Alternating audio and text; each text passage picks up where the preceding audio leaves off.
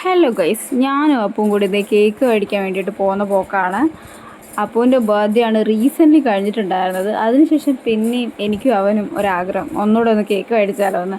നമ്മുടെ റൂമിൻ്റെ nearest place തന്നെ ഒരു കേക്ക് ഷോപ്പ് ഇപ്പോൾ അടുത്ത് ഇനാഗ്രേറ്റ് ചെയ്തിട്ടുണ്ടായി. അപ്പം അവിടുത്തെ കേക്ക് കഴിച്ച് നോക്കിയിട്ട് എങ്ങനെയുണ്ട് എന്നൊക്കെ അറിയാൻ വേണ്ടിയിട്ട് കുറച്ച് ദിവസം അപ്പോൾ എൻ്റെ അടുത്ത് ഇങ്ങനെ പറയുന്നത്. അവനത് സ്വീറ്റ്സ് അങ്ങനെ കഴിക്കില്ല, ബട്ട് കേക്ക് ഭയങ്കര ഇഷ്ടമാണ്. കേൾക്കുമ്പോൾ ഭയങ്കര ഐറോണിക്കായിട്ട് തോന്നും, പക്ഷേ കേക്ക് അവന് ഭയങ്കര ഇഷ്ടമാണ്.